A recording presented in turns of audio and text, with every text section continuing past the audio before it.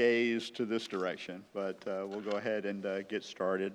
Hello, my name is Michael Nestor. I am the Dean of the Languages, Arts, Humanities, and Social Science School here at Bristol Community College. And on behalf of President Harris and all of Bristol Community College, I welcome you here today. I think that today the Holocaust and Genocide Center has prepared a special program, one that will explore great traumas and the resilience of the human spirit and transcendence. We are truly honored to have Mark Ludwig, the director of the Terrorism Music Foundation, and members of the Boston Symphony Orchestra with us today. I know that we will be moved by what we hear during the next several hours, and I'm hoping that as that music wafts throughout the building, that we will get more people to come in and join us either on the front row or on stage. But without any further ado, let me turn it over to Ron and the staff, and they will introduce the guests and today's events. Thank you very much. Thank you, Dean. Talking to this whole multitude, it's nice to have a little intimate group here. Well, anyway, I'm not going to get into it. Thank you, those of you who come. This is the second program, I think, of the Holocaust and Genocide Center. And we have our program committee, Ken, Gil. Where's Gil? Oh, there he is, hiding under his... We try to work together. We have advisory committees, you know, and we have a subcommittees, one of which is our program committee, helps to plan these programs. So anyway, without going on, I want to, where's Raquel? Introduce Raquel Poole, who's the assistant director, and she's going to introduce our Mark. So thank you again for coming.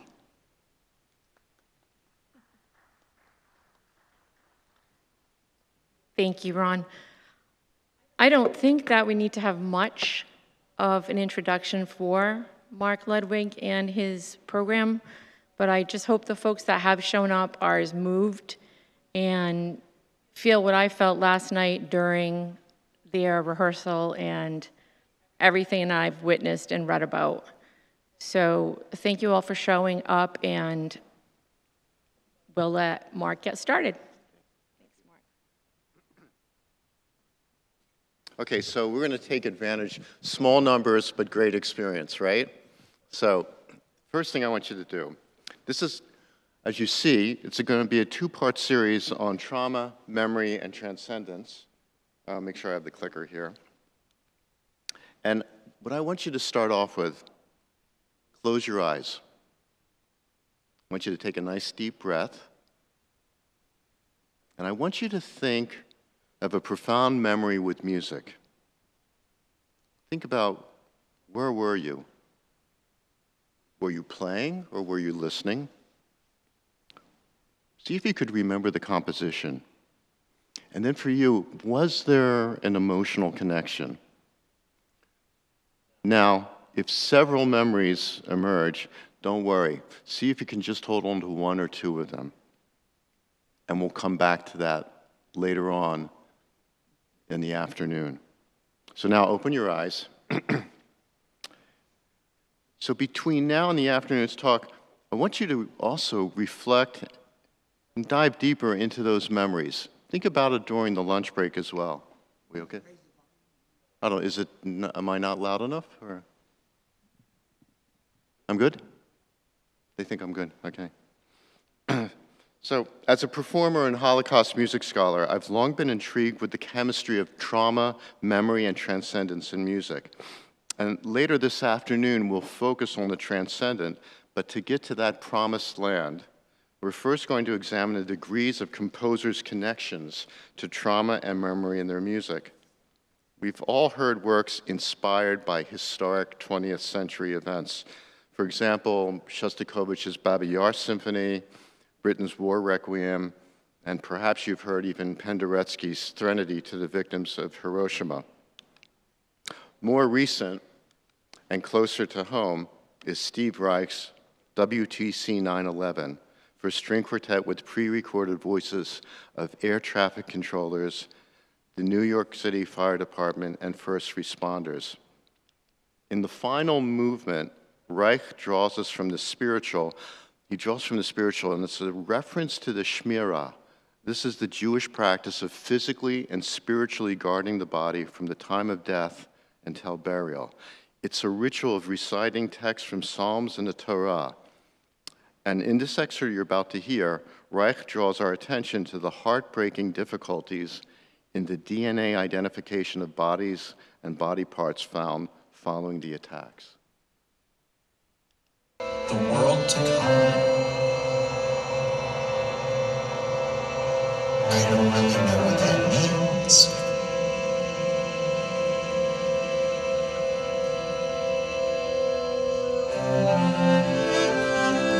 So the quartet gives you this otherworldly texture, and then he dubs the voices of the air traffic controllers over.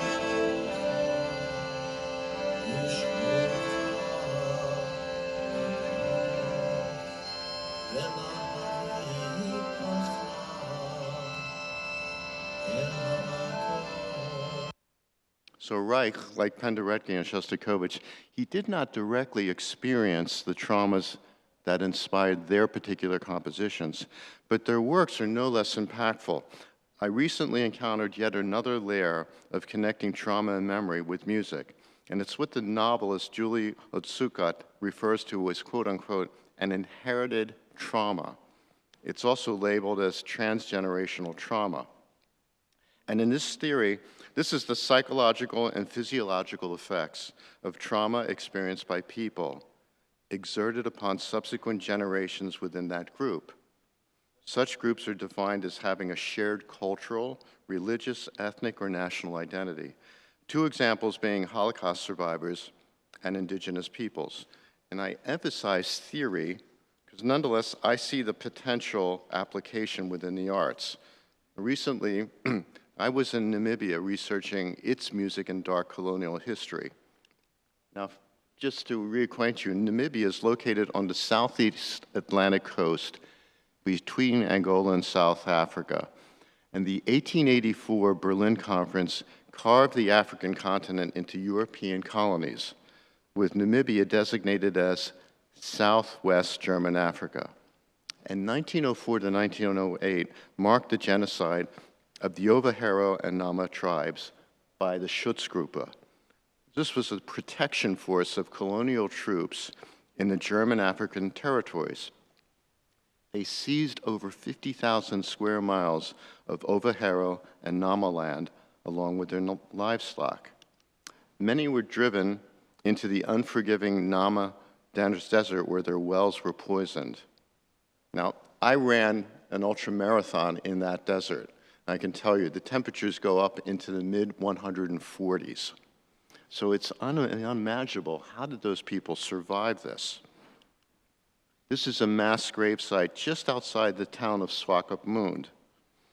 And some of the captured tribespeople were sent to Berlin as part of an anthropological zoo promoting theories of racial superiority. The concept of concentration camps originated in Namibia, and it would be a precursor to the final solution. So much of the Nama and Ovahero music recounts this traumatic period. Their songs can span 5+ generations of collective authorship. So here's an example. Oh, longomboka na indo lejibala. Oh, longomboka na indo lejibala. Oh, longomboka na indo. Le kono tikange hatvere, efelende. Seka konde, atamba chichongwa, efelende. Seka kono lukakuro hiraka idendwe, efelende.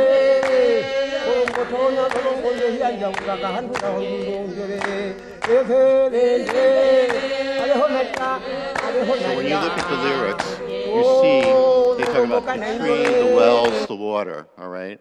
And you notice there's influences of really early gospel and blues in there, and the syncopation of the clapping of the hands, but there's a very mantra-like, if you will, recounting of what happened to their culture and their tribal groups. Many of their songs also serve as maps to water sources. So for the Ovahara and Nama, I find this interesting. They tend not to name places. So, you know, the concept, like we say, being on campus at Bristol Community College would be foreign to them. They would go and, like, I'll give you an example. For anybody who's been to Tanglewood, there's the famous Lions Gate. And the skate has the lions on either side of it. So the Ovahara would come up with their own way of saying the two lions that are looking at the western mountain, right? Rather than saying you're at Tanglewood, right? So this is the director of the Namibia Genocide Center. And I feel he poetically framed the role of music and memory for his people. Quote, "Our ancestors' sorrow, pain, and dreams are in our blood and bones. When we sing, they are with us and they are within us." I'm going to give you another example on the contemporary front of artistic and culturally inherited trauma, and it's the music of Bosba Pan. Bosba is a Cambodian composer influenced by a mix of Western and Cambodian folk music. So last year, she composed a choral work for the Terrazine Music Foundation set to the poem Clouds by Fanny Howe. And Fanny is one of the great poets of our time, and she wrote this poem for my liberation poetry anthology, marking the liberation of the Nazi camps. So you see the text here, and writing about her music and Fanny's poem, Bosba stated the following, quote, "I try not to overthink the ramifications of collective trauma, though I find myself acknowledging daily the continued impact of my country's genocide and how the trauma of other peoples influences my thinking." So here she's trying to identify music with the poetry, and she feels that there's a collective trauma that she tries to articulate in her music. Here's just a little sound clip from one of their rehearsals, and I point this out to you because you look at the words and how does Bosba use the music to really heighten the impact of the words. So light to lead the clouds. You have an ethereal sound of the voices in the chorus. Then to the past.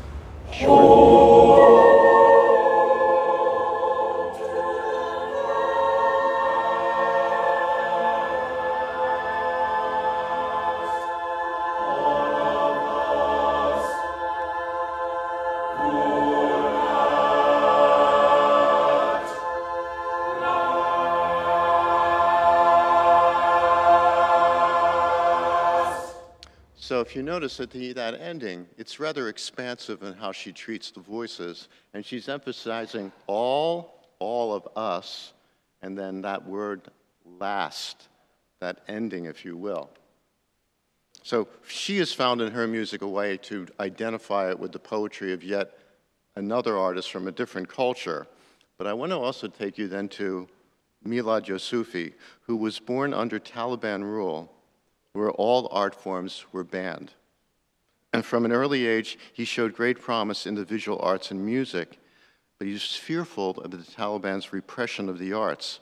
So if you can imagine this, he drew a keyboard on a long piece of paper, was taping the paper together and using that paper keyboard to practice.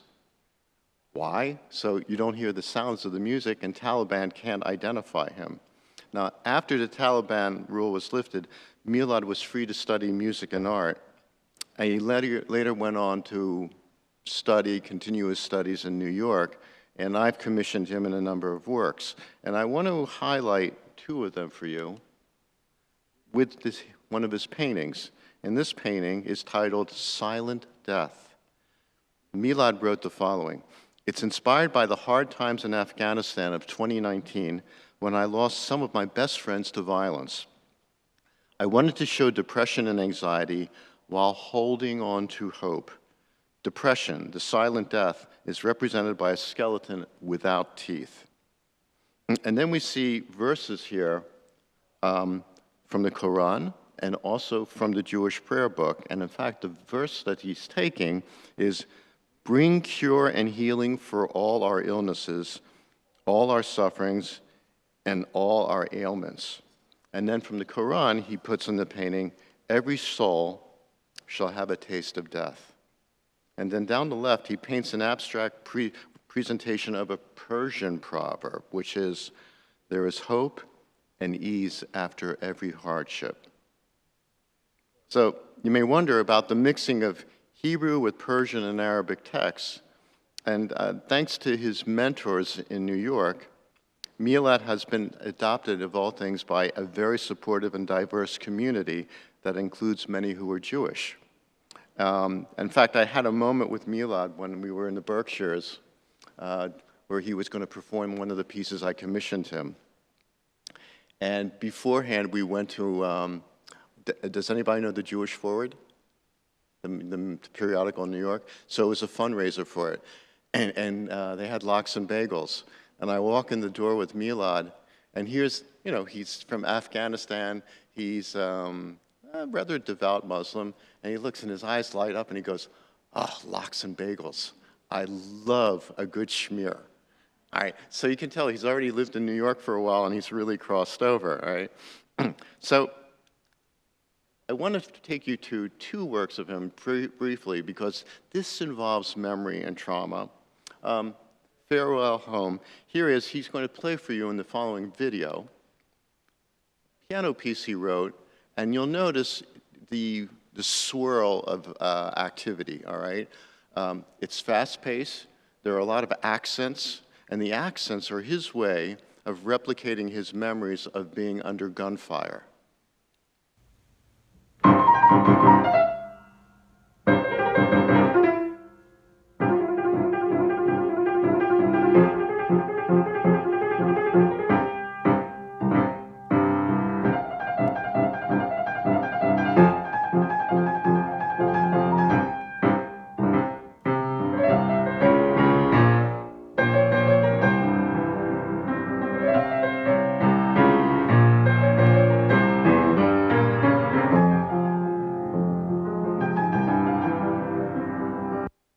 So if you notice, there's that rapid staccato-like articulations, all right? So that's the gunfire.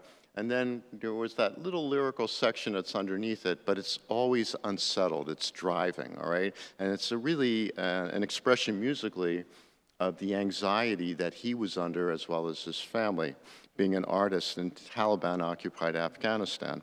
So then I want to switch gears where he's in the States, and the next work that I commissioned, which was in 2018, and we both landed on a poem by Rumi. And I want you to look at it. It has the connection with the flute, but it talks about heart torn by separation, to share my tale of painful longing. And how he sets it to music, he writes that this piece is inspired by his painting titled Family and by Rumi's poem. And he said, "I've used various time signatures and modes to portray the changes in poem. Some rhythmic patterns are inspired by Afghan folk music." So here's an excerpt.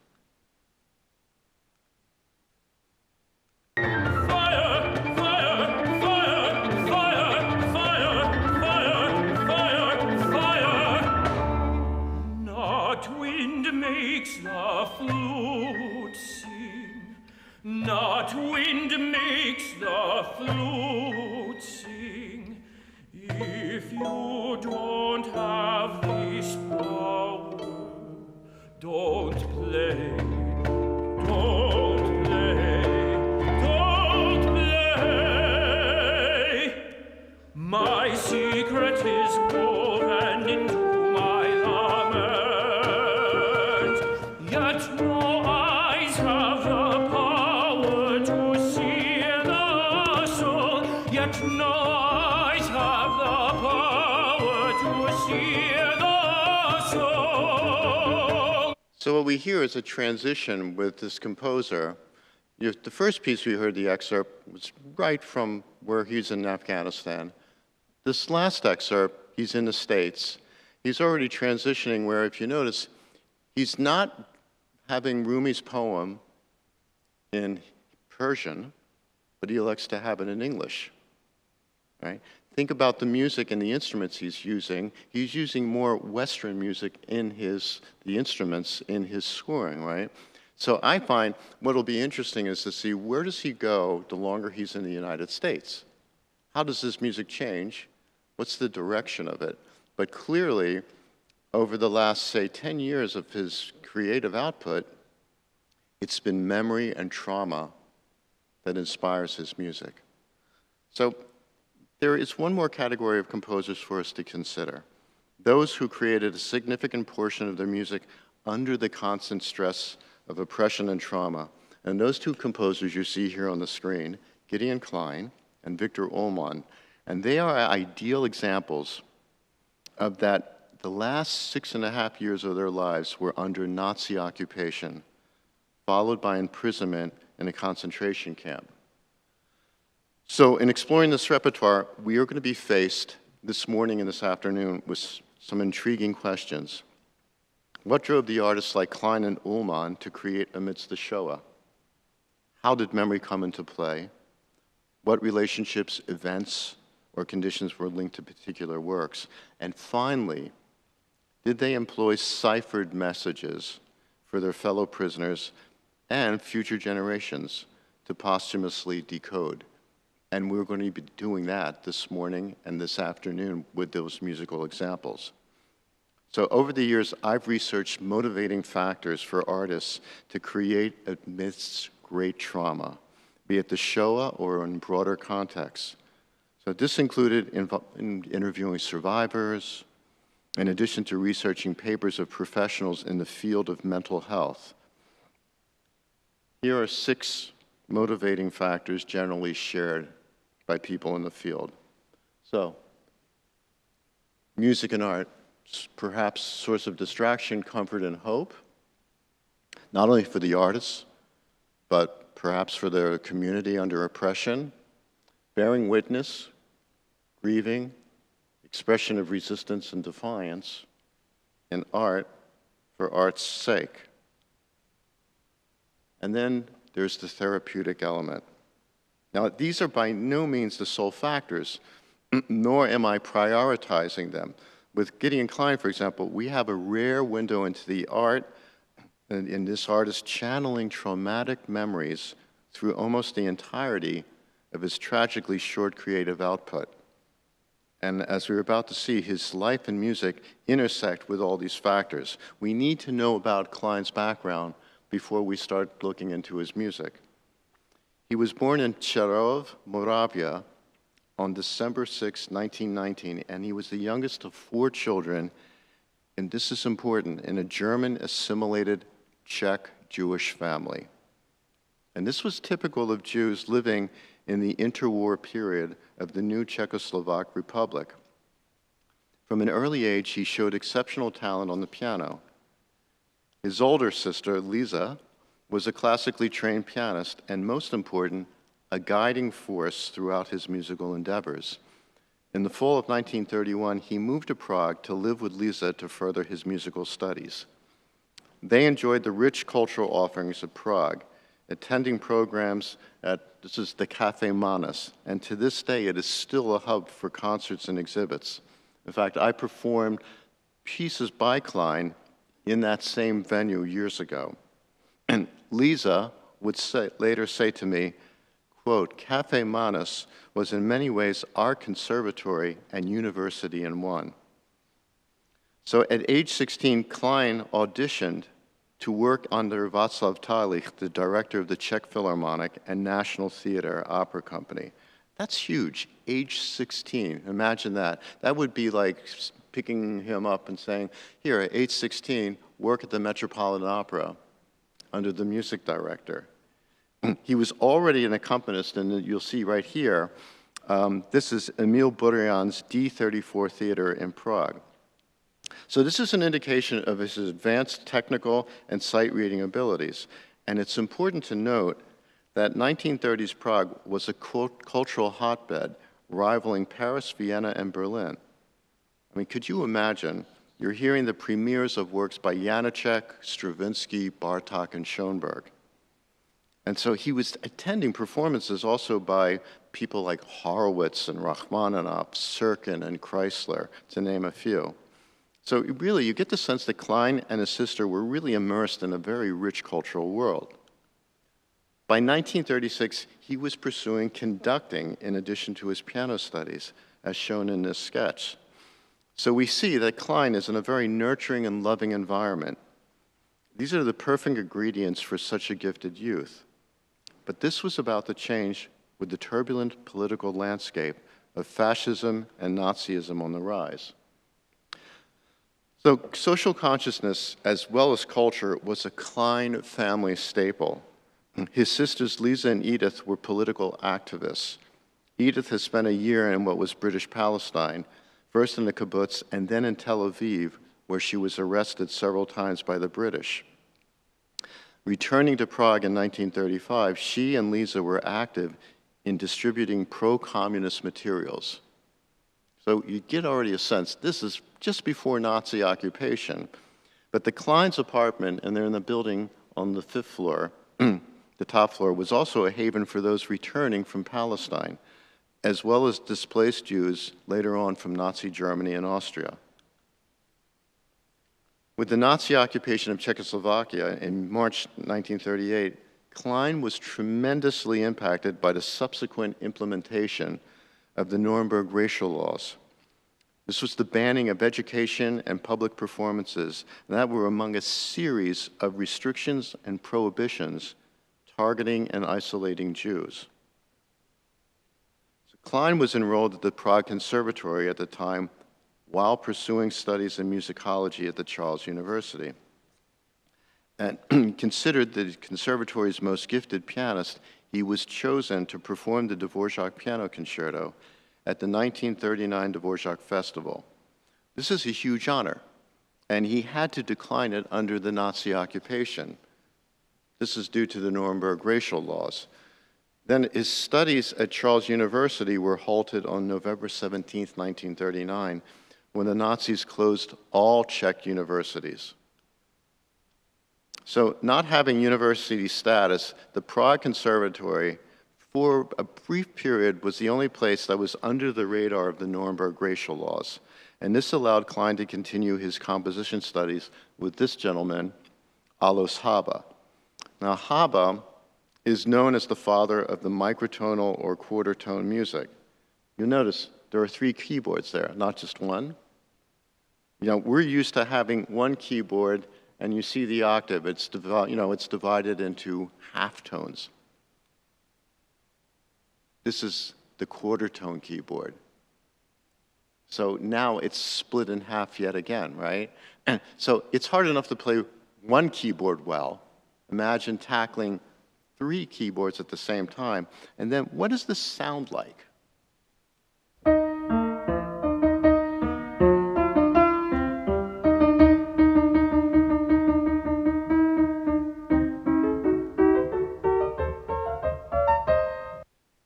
So it's kind of like sucking on lemons, right? It's a little weird to your ear, wouldn't you say? Well, you can answer. We're small in numbers, all right? So, and if you have a question, we can be more free-flowing on this, all right? So this is Haba, who's the father of it, and it's quarter tone music. And Haba was a very interesting character. He not only sets up a different way of hearing music and writing for it, but if you were in his class, he would encourage you to make new instruments, right? Come up with different ideas to how to expand the horizon of music. And he didn't really believe in labeling music as, say, jazz or classical.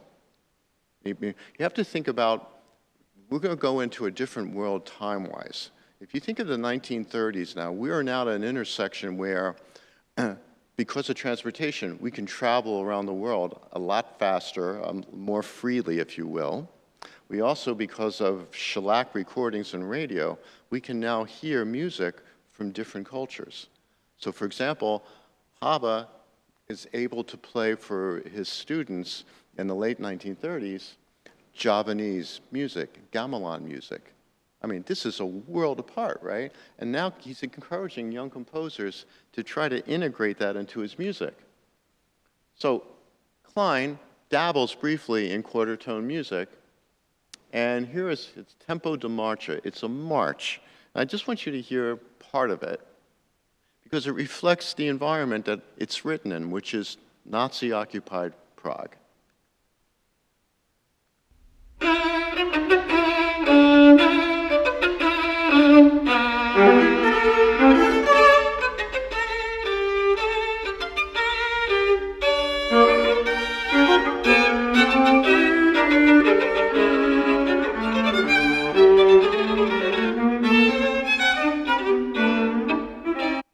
So let me ask you, since we're small in numbers, what's your reaction?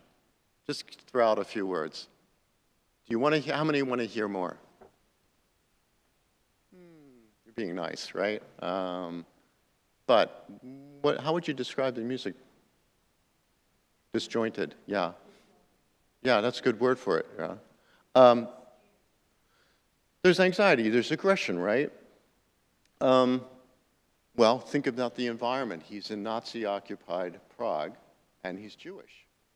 So he's already through that music playing it, but then here's a photograph that on the surface, here he is with a quartet of musicians. Looks, you know, friendly enough, but it's taken in that same period. They're all Jewish musicians, and under the Nuremberg racial laws, you were no longer allowed to publicly perform. So they had to go underground to play. In some cases, like Klein, he actually took a pseudonym, Karol Wronek, and he dared to play publicly under a different name. So this is his sister, Lisa.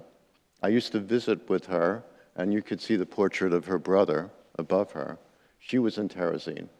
And the reason why I'm bringing her into this is that in 1990, I was visiting with her in Prague when she picks up the phone, and she gets really excited, but it's in a sort of excited, emotional, and agitated manner.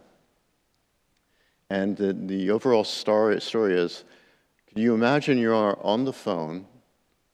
This is her brother who did not survive the war, who meant the world to her, all right?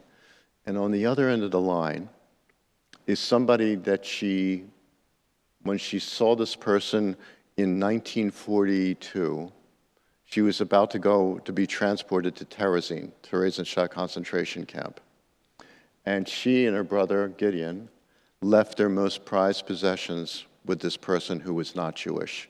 And the idea was, we leave you with these things and we'll all convene when this blows over, right? Had no idea how bad it would get. And what does Klein leave? He leaves his manuscripts from what he wrote during that period. Now, this is huge because before that phone call, we had none of his music from this period. It was considered lost. And this person said, we found the package, it was in the attic.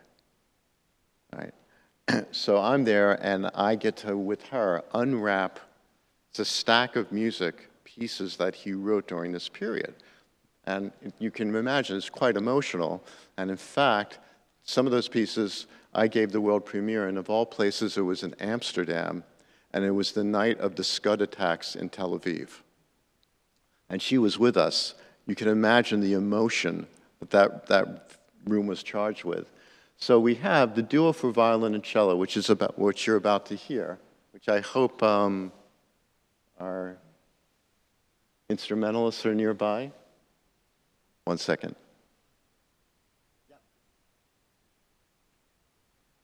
So they're going to come out and perform this work. It's 2 movements, right? Look at the dates. Just the year, Prague, 1941. So it's occupation. And I'll just give you a quick description. I think you'll find that the first movement is electric. It's really emotionally charged. It has that kind of raw energy that you just heard in the previous thing, but it is not quarter tone. Right? And then use your powers of observation of what takes place in the second movement, and we'll talk about that right afterward.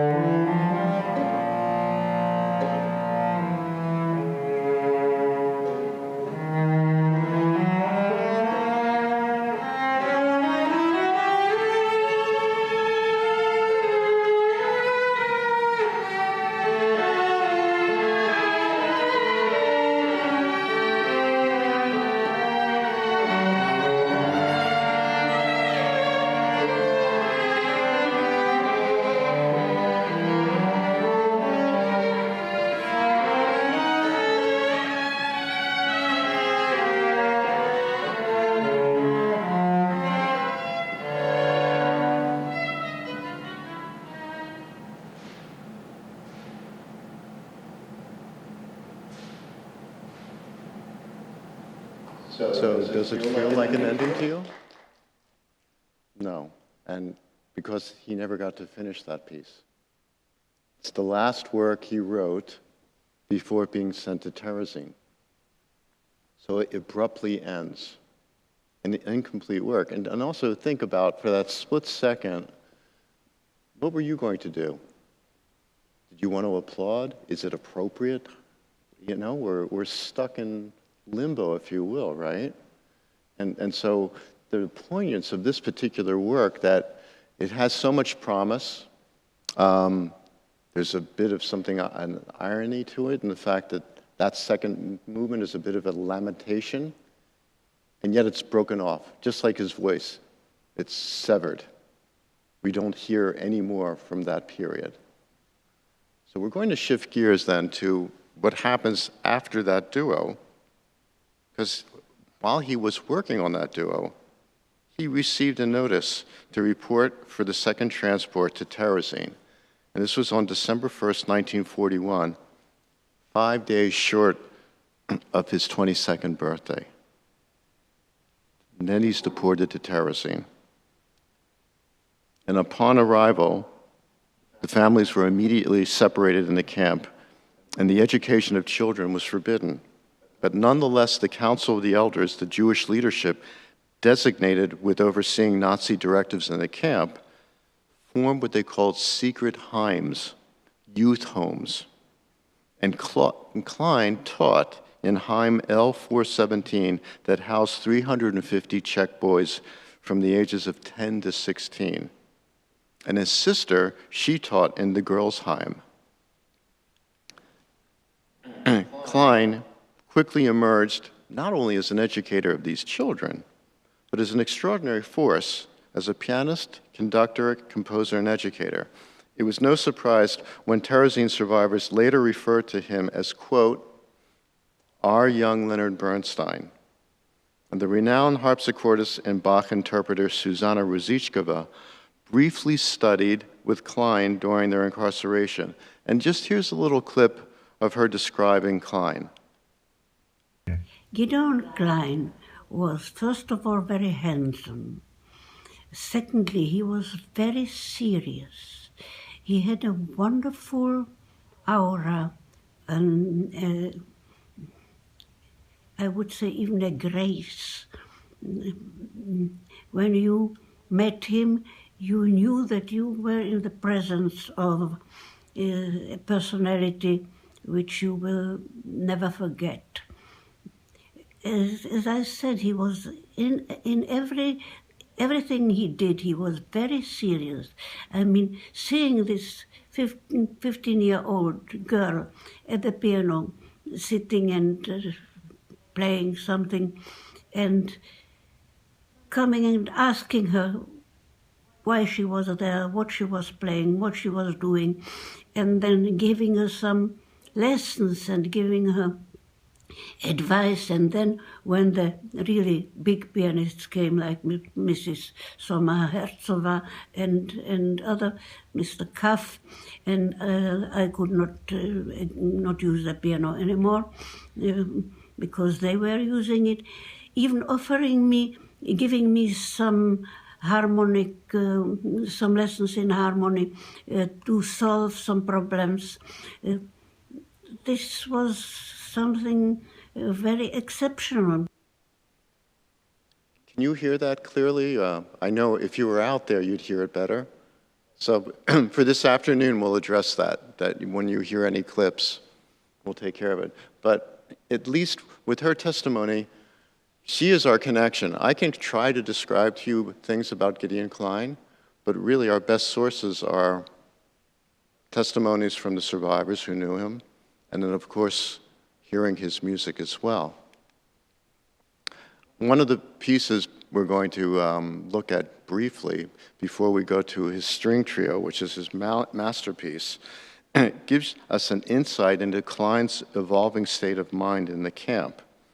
On January 1st, 1943, he completed a madrigal for 5 solo voices, and attesting to the scarcity of paper in the camp, he rubbed out a sketch for a string quartet to use for the madrigals. And there's a real dark chromatic lyricism that laments the loss of youth. And we look at this choice of texts. The world's agreeable things remind to enjoy the hours of youth, how long they have been gone. Remote is April, May, remote July. I am nothing now, and listless I live on. So we get a sense, just looking at what he selects to set for his music, where his mind is going, how the camp life has affected him and the spirit of his music. There's another work which we'd hear as his piano sonata, which was dedicated to his sister Lisa. And Gideon had now been in the camp for close to 2 years, enduring great deprivation while witnessing the transports of thousands to the east. The sonata's darkly chromatic lyricism is juxtaposed with aggressive and violent sections. There is a clear influence of Alban Berg's violin concerto titled To the Memory of an Angel.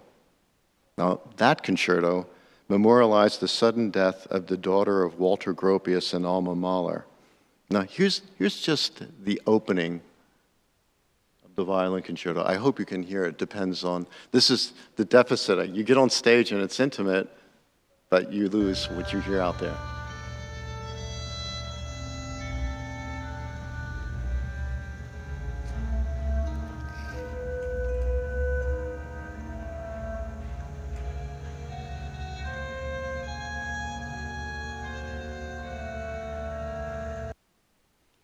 And in the Klein, you hear a similar opening.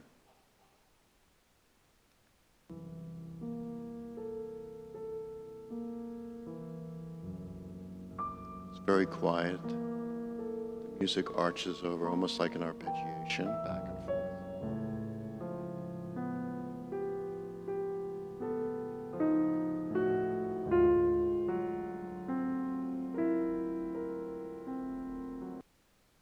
So this is broken, that mood from this second movement, by the driving force of the third movement.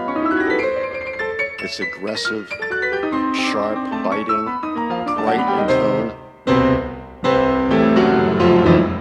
It's got a little bit of a honky-tonk feel to it.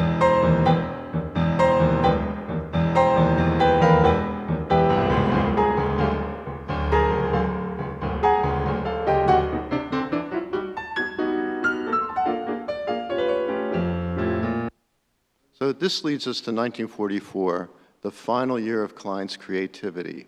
He's still in the camp, and it happens to coincide with a campaign to beautify Terezin for a stage visit by an International Red Cross committee and the production of a propaganda film.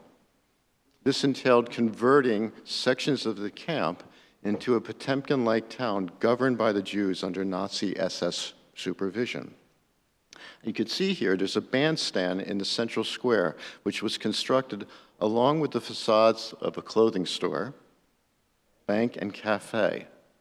And there's sections of the camp received a makeover with flower boxes, including tulips brought in from Holland. The most drastic and dreadful stage of these preparations was the deportation of over 7,500 prisoners to Auschwitz to alleviate the sense of overcrowding in the camp.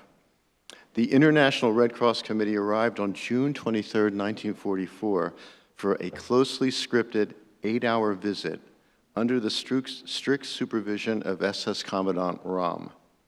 Klein and much of the camp's cultural talent was co-opted for this charade. A performance of Hans Krass's children's opera, Brundabar, was among the stage activities showcasing the care of the children. The opera was originally composed in 1938 for the Jewish orphanage in Prague, and it was revised in Terezin for a small ensemble of 13, with Klein as the pianist. There was also a Red Cross visit to a performance of Verdi's Requiem, in which Klein was the pianist in place of the originally scored orchestra. Now, maybe some of you have experienced Verdi's Requiem. If you haven't, if it were performed like in a concert hall, imagine this much larger in scale, it would have a huge orchestra, but also a very large chorus in the background. I'd say about 150 people or so usually, all right? Then you have in the balcony what they call the brass bands that are playing from above. So this is a large, large score, but in Terezin, in a concentration camp, this would be impossible. All right, you wouldn't have the instruments, the people power, the music, etc. Where do you get the score? So initially, the score was up here in one of the conductor, Raphael Schechter's head. Eventually, they wrote out parts. And then imagine, if you could, in this camp, if you were one of the people in the chorus, you had been working all day long, you are in an overcrowded camp, and to give you a sense of overcrowding, this was a garrison town that had 7,500 people in it before the war. When it was cleared out, the peak prison population was 63,000. Right. There's lack of adequate medical care, starvation, and so in that environment yet, if you were in the chorus, at the end of the day, you would go down into the basement with other members, and learn in Latin, this piece is in Latin, this requiem. And it's a piece over an hour long. And you have to learn it from memory. So think about repetition on top of it.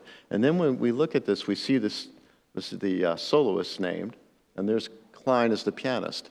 Now, to give you a sense of Klein's not only technical abilities, but able to read a score. Now he's got to look at this and reduce it down to a piano. I'll give you an example of what that could sound like.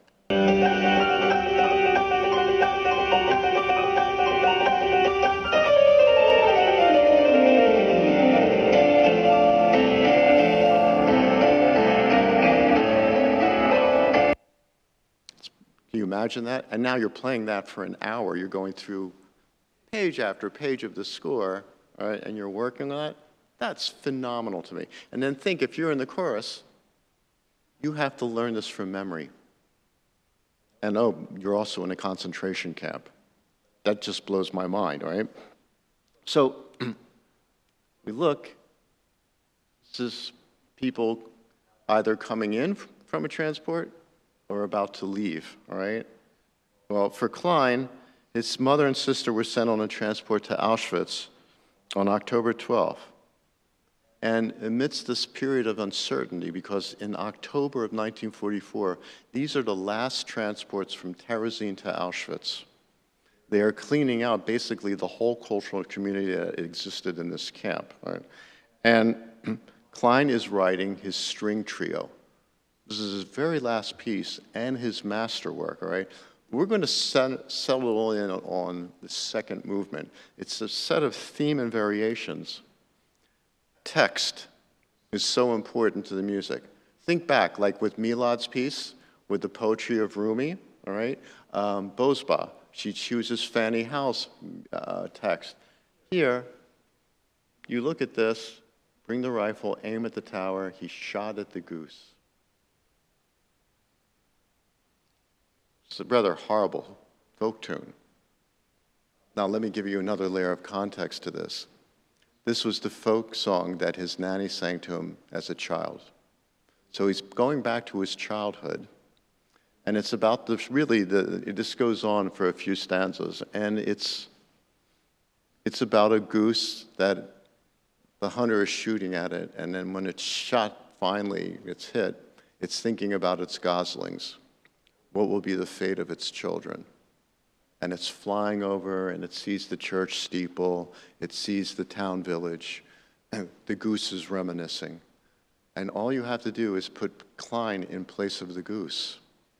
And here he is, he takes us in these series of variations, and here is the manuscript. And we get a sense he opens with that theme, the statement of that theme. And what I'd like is if we could play that theme right now. And here we're going to do something. This really lends itself to the intimacy. That you being so close, you can take it apart part of the piece. You get to know the landscape before you hear all the get a sense of what he's trying to communicate the message. So let's first start with the theme.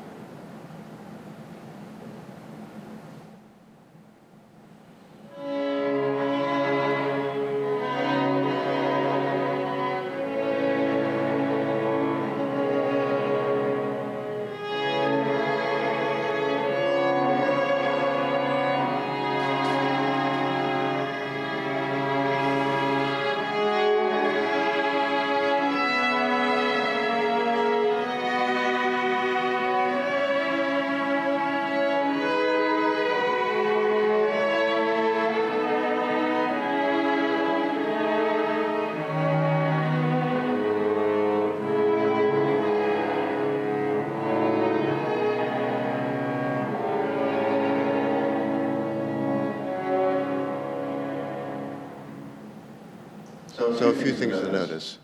Did you notice that short, long rhythm? Da-dum, bum-bum, bum-bum. He's referring to Moravian roots, the folk song, the roots of the folk song, if you will, right? Describe for me, do a little work with me. What comes to mind? What's the tone, the mood? Anybody? Yeah. Melancholy, yeah. Yeah. And what about that can you describe? I'm not asking you to do it in technical terms. Is it the tempo that makes the mood for you? I want you to think about how you responded to this and what were the elements that got you to that point. So can you give me the first 2 bars? Or 4 bars? 4, thanks. So there's the folk element, the rhythmic pattern. And now it gets louder.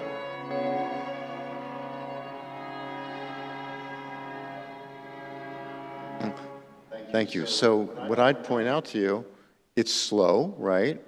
I wouldn't say it's dynamic, is it? It's not driving, right? The voicing, it's heavy, it's dark, right? So he really sets the tone for us. But remember, that's the statement of the theme. It's theme and variations. Let's look at the next variation. And in this one, why don't we play through it? Can we play through that whole one?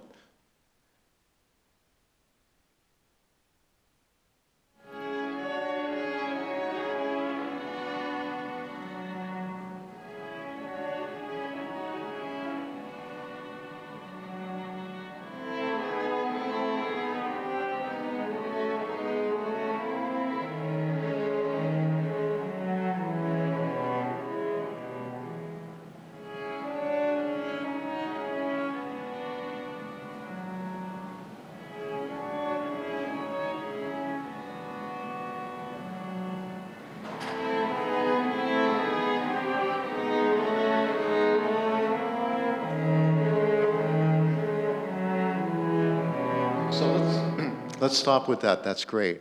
Let's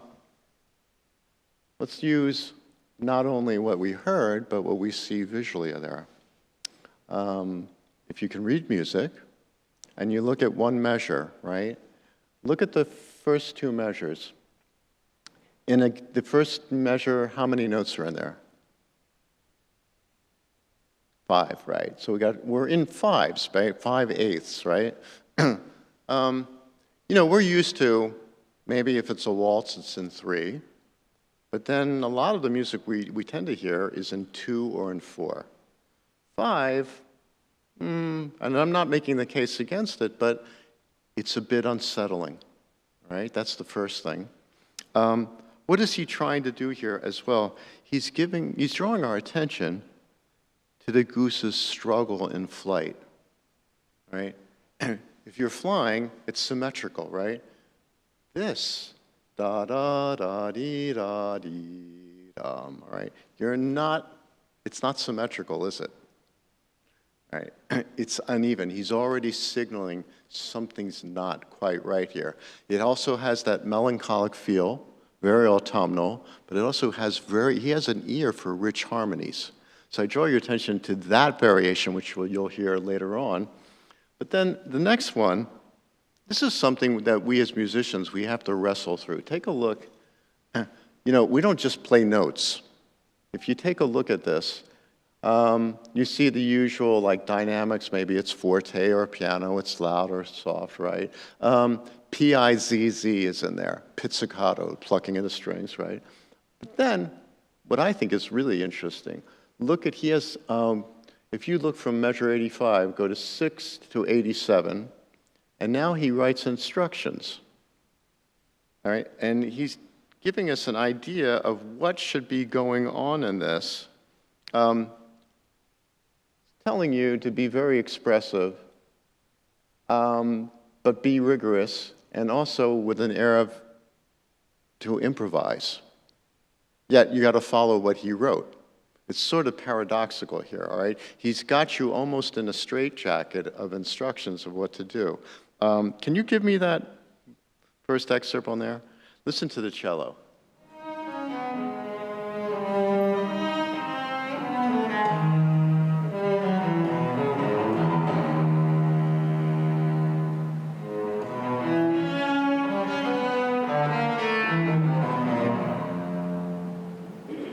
So he wants the cello to give you a sense like it's almost improvising. And if you notice, it goes from the top range all the way down, and it's like oozing its way back up again, right? All right, and then let's put on the next excerpt, if you will. This is between viola and violin.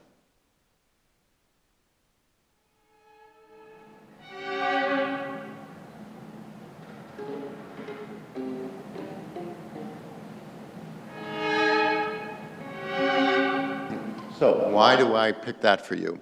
Look at, you see where it says 90? And underneath it, sospirando. He wants them to give a sense of their sighing, all right? So there's something rasping about it, sighing. There's a physicality to it, while at the same time, the cello is playing that improvised section, right? And then let's go to that next one.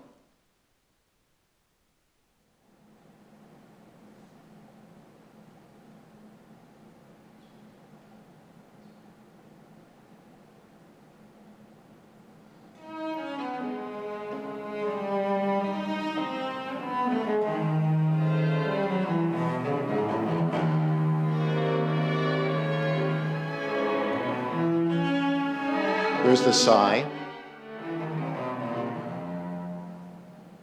So this is a tough one because you've got to figure out how do you get it where she's supposed to seem like she's improvising. She's freely improvising, right?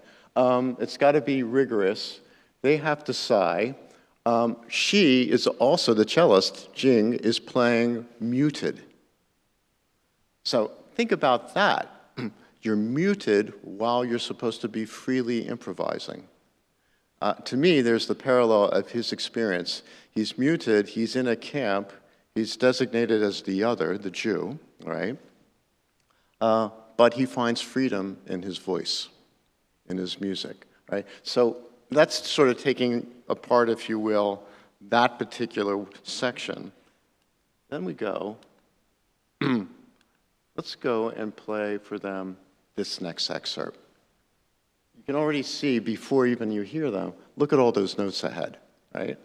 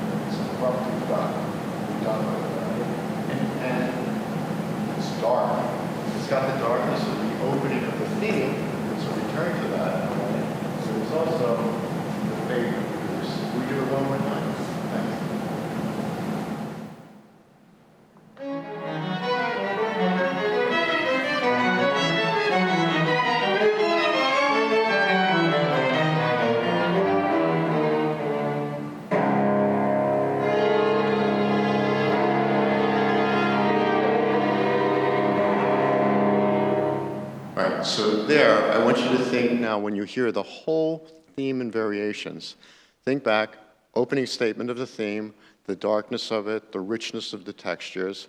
Think about, as you're listening to this, how you react to the changes of rhythm.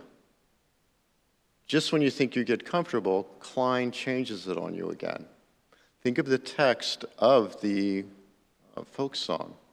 Then also put another layer of context in. Last piece he's writing, he's been in the camp for 3 years. The two closest people in his life have now been sent to the east.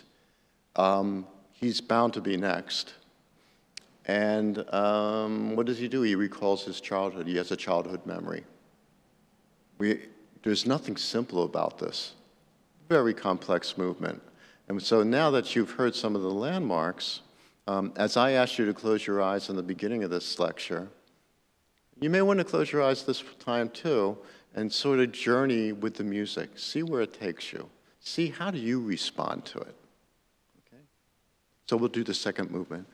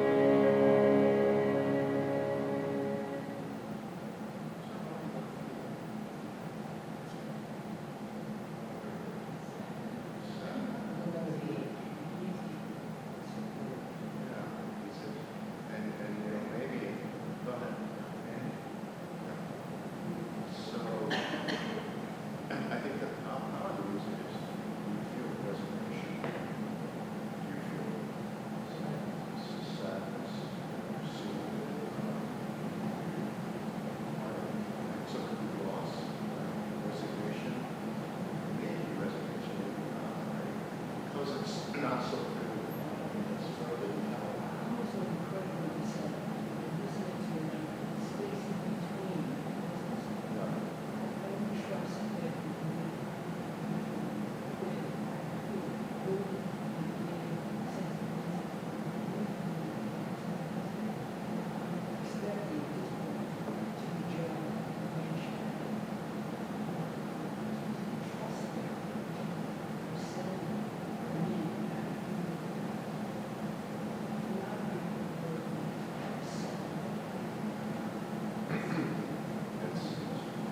So I mentioned earlier, like musical side for coding, and imagine because he's composing for people that are deaf, and then as a composer, maybe you're also thinking you're writing for the future. Should that manuscript survive? Right? But the immediacy of who's writing for it. If you think about it, kerosene, there are Austrian, German, and Czech Jews. Czech Jews were immediately identified as its famous folk. And so we would know this is what it's about. So now we already know what it's about. We already know this is not going to be happy. Revelations, right? It's going to be unsettling, it's going to be dark, uncertain. But there are three movements in this trio. The last movement, where would you go if you were flying? What do you think the music goes in terms of temperament? How does it just feel and express? This is pretty dark already, right? If you ended with that, oof.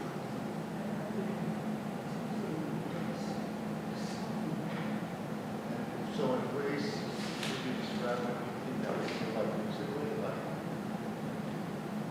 is it airy, is it expansive? That's what I'm sort of getting in generalized terms.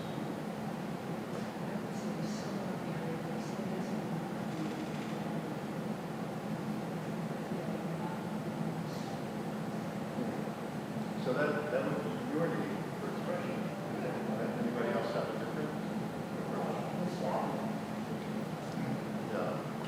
So maybe he'd stay in that nostalgic vein. And I mean, he's already, his family members have been sent off to what is likely, he doesn't know for sure what's there, but it can't be good. And it's certainly dark and slick. So, would you all sort of say, he continues with that instead of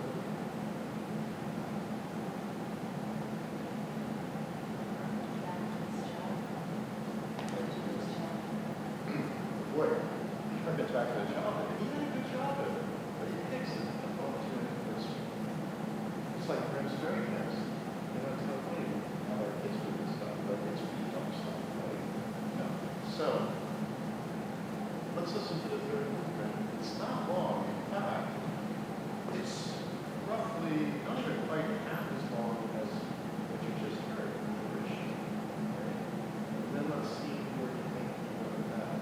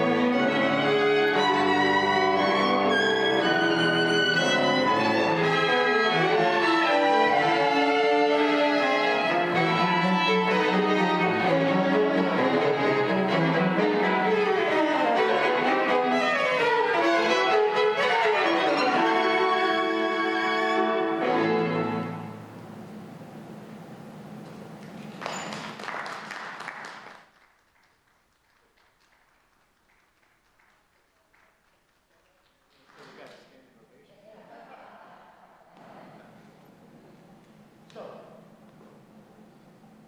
first thing, response.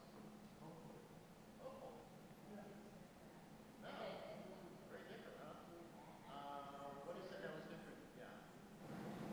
Yeah. Okay, good. Let's try it. Things like that. Yeah. So he goes, once again, he's doing a folk tune. This time, folk dance. And think about dance. Dance is movement, right? Freedom, energy. I'm not going to tell you it's totally, it's driving, but I wouldn't say it's a joyous piece.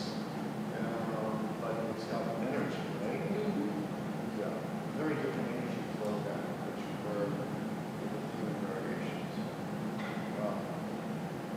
This is the thing we have as a challenge. We listen to that, and then we decide, I'm first moved by the quality of the music and composition. And then another challenge, and that's for us as also as performers, as well as listeners, we need to be imbued with it. Right? We have to be careful. It's just anything like a history, how do we interpret it? And we all have to battle and interpret it as opposed to context.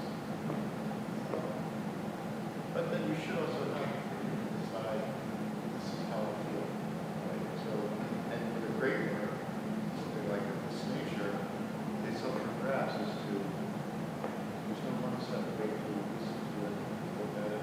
You could play this 50, 60 times, and depending on your mood, you may feel differently about it. You may play it a little differently. You may play it faster or slower, you may bring things out. That's the beauty of the musical experience, not only for the performer, but for the listener. But that's the trio. I think what's curious for me, kind of interesting, I'd like to think is the outer movements are driving dance-like. But then he takes you into his real world with that human variation. It's kind of like a shooting session. You know, like he's bearing his soul to the music, where it's at. And yet, really, it's his creativity as he draws from his past, his childhood. And then he finds the connection points with his audience, which is, oh, it's a check. You will know that thing automatically, what it's about. And then you can relate that in the context of the knows experience. And then perhaps the messaging of the last movement and driving. Think what it means to you today, but if you were in the campus what you experience, does that give you some hope? Does it give you something to push you along? So I'm leaving with that. I don't make you feel shocked. I mean, I still have a few minutes left. So if you want to go, or you want to stay for lunch. Okay, so I'll let you, all right, I'll be back to you guys, but thank you. And thank you very much for being here.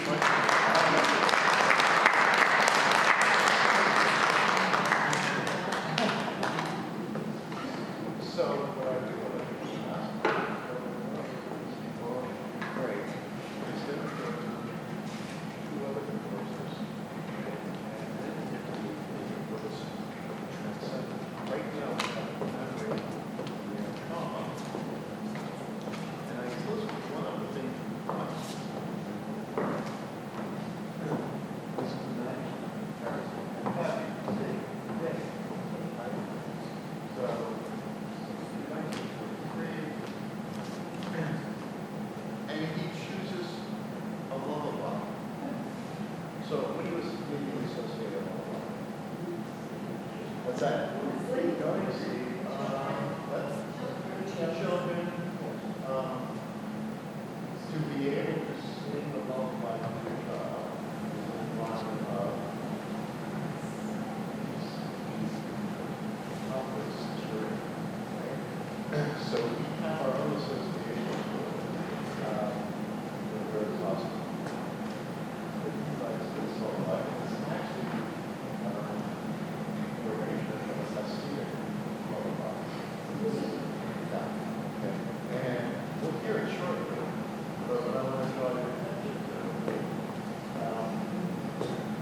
goes in and out of the mind.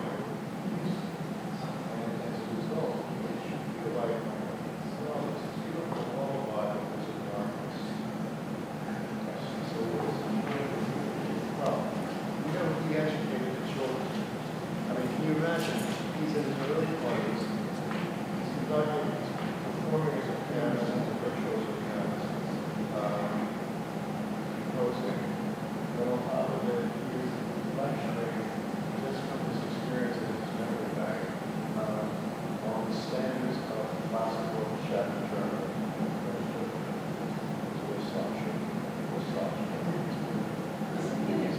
What?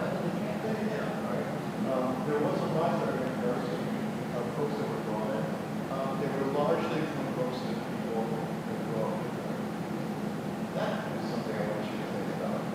So if you're all noticed when you're going to the camp, and you can bring up to, is it 50 kilos? It's about 100 pounds. Whatever you can bring in. So what do you think immediately you bring up? Well, I guess you don't know how long you're going to be.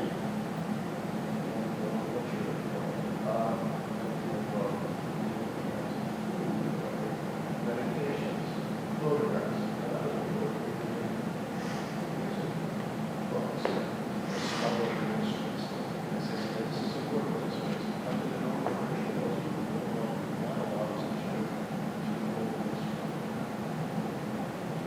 so if you were found with it already, something easy. Then think about you smuggle it into the camp, how you're cello. So now tell us 10 pieces with a line of the book, and then you back. This is a combination. And pretty crisp.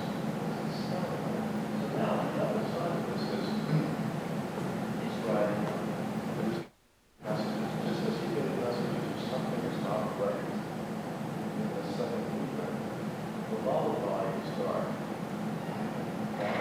Children come. So he's taking a lullaby, but if you pick up on it, you will figure out this lullaby somewhere.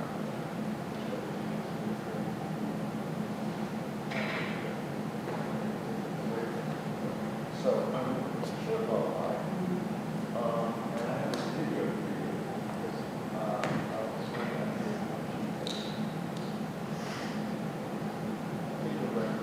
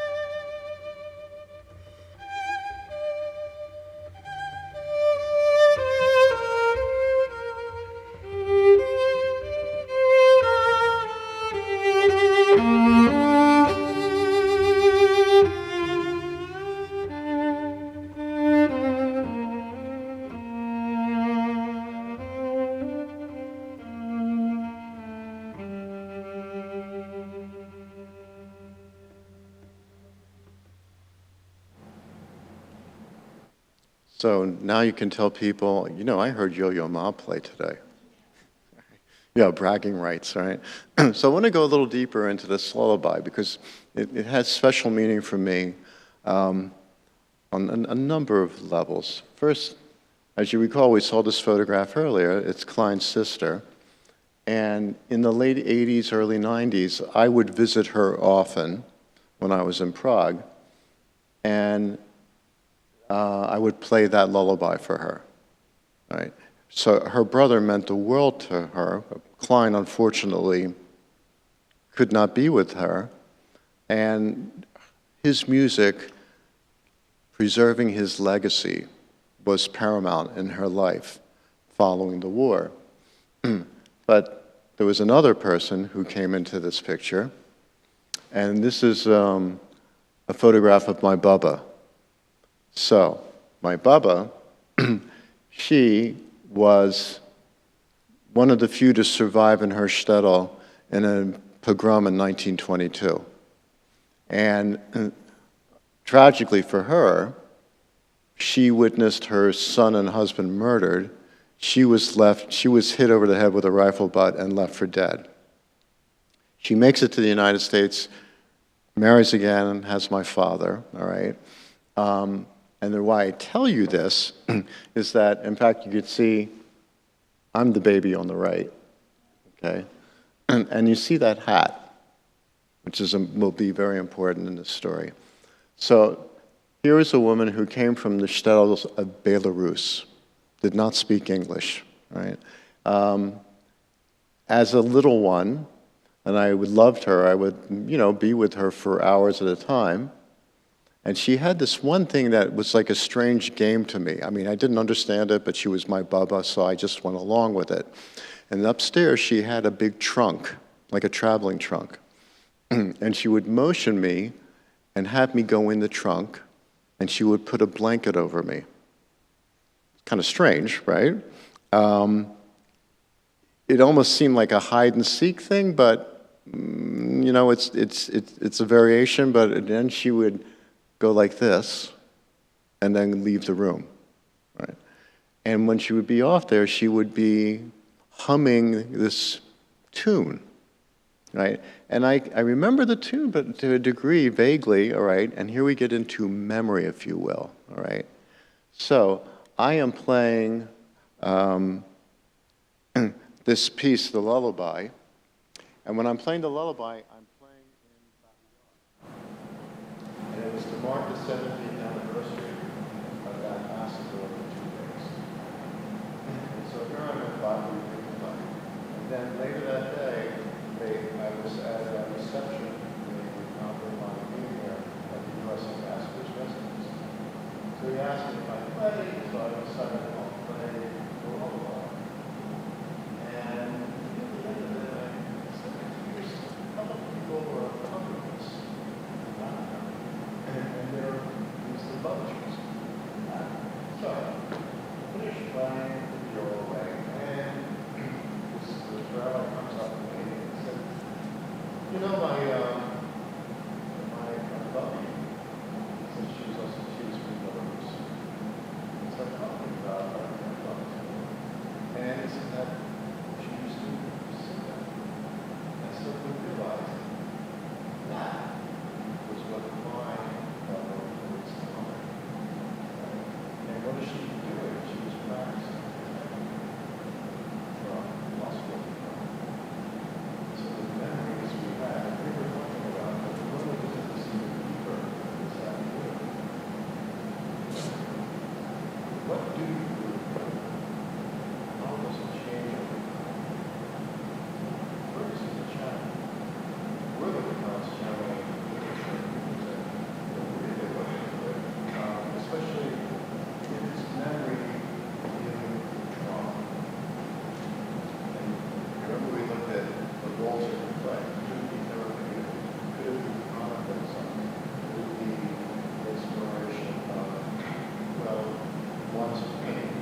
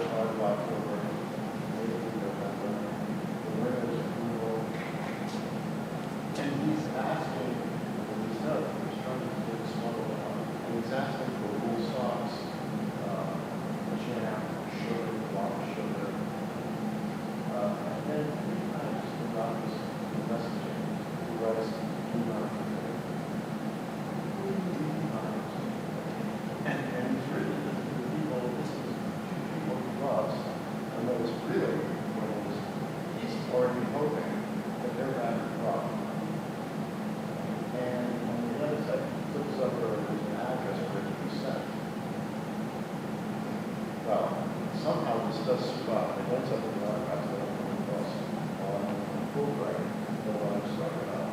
Do not forget. That's what's forcing us to do music. Do not forget.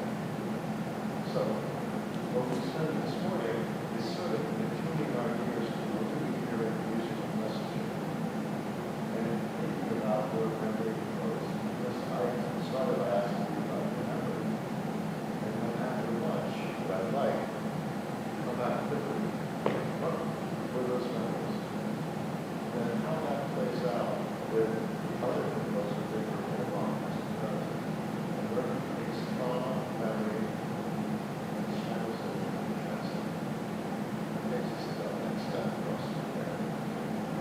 So it's a lot of stuff that we've covered already. Maybe there's an advantage to having so little.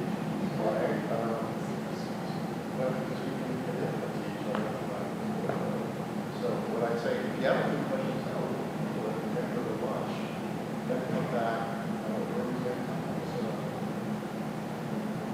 like 12:45 to start, something like that. All right? If you have any questions.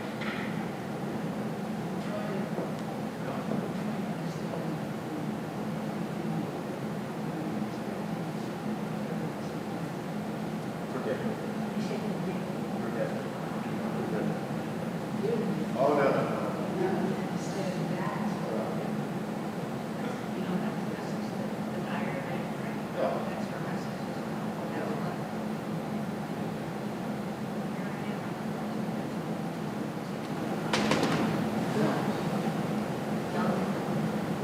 Well, I'll close with giving you one other thing. So we have one last testimony of who's like. He dies in January 1935. So shortly after his 25th birthday.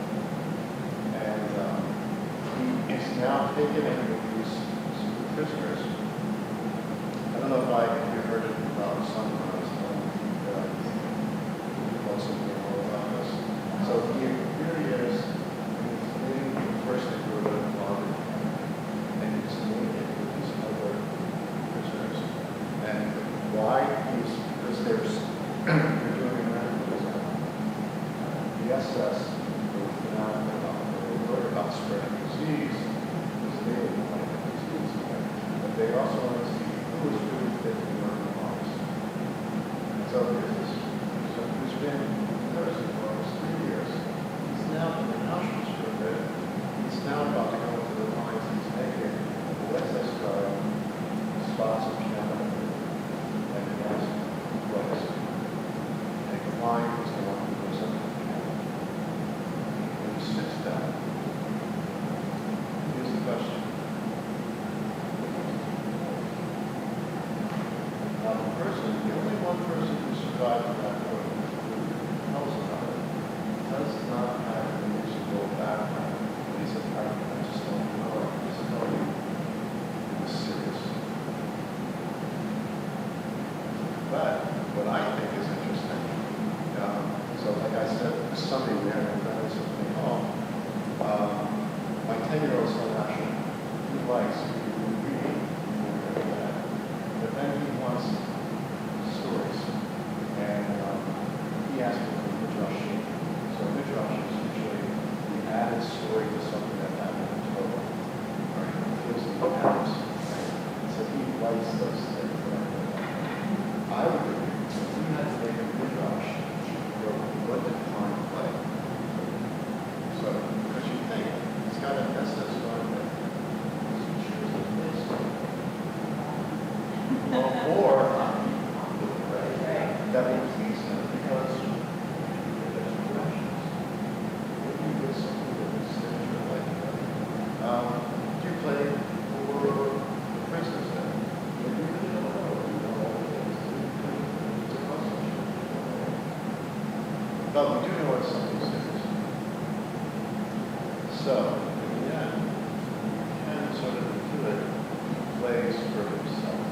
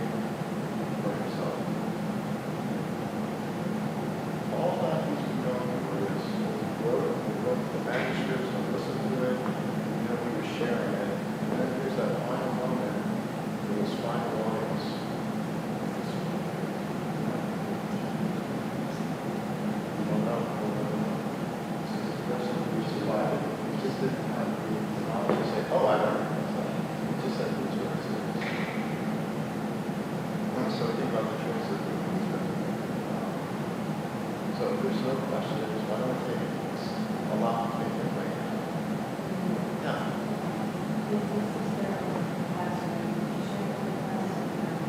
Yeah. Yeah. Because I would play for her. She don't, well, I think she passed away. Yeah.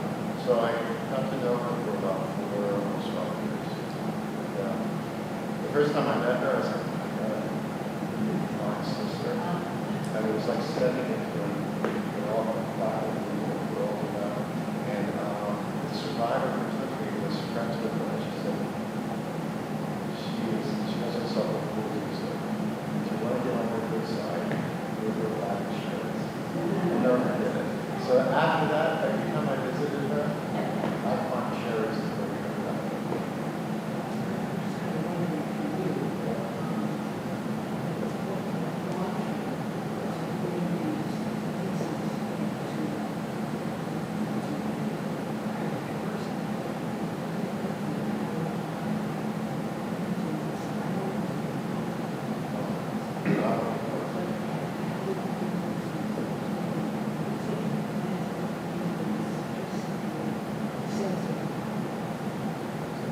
Well, I think it's sort of confirmed for me, but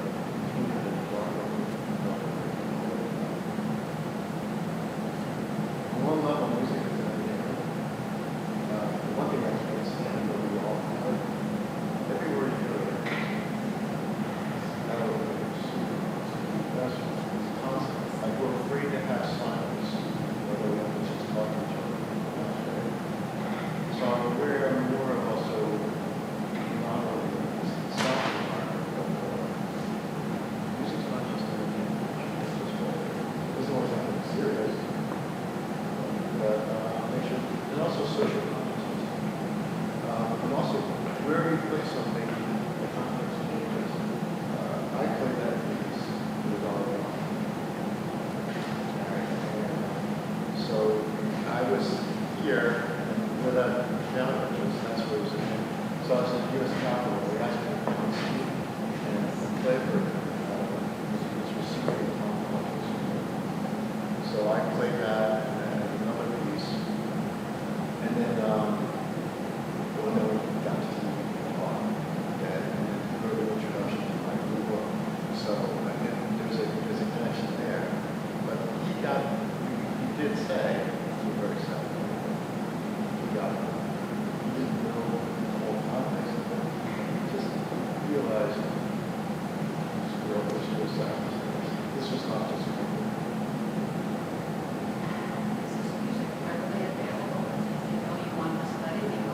Yeah, no, well, I mean, people come to my organization or do your local research, I have a focus about this, or there are sources of so the next, the second part is pretty heavy, but it also has to transcend. All right, and there's a lot of messaging in it, and the music is very accessible, and it has different moods to it. So I'll leave you with that. It's a dual one. We're moving on, and then depending, we'll see the amount of time. What did it? See, we spent what, about an hour and a half? It seems like that's the only good amount of time we do. What's that? Yeah, okay. So, should we start at 12:45?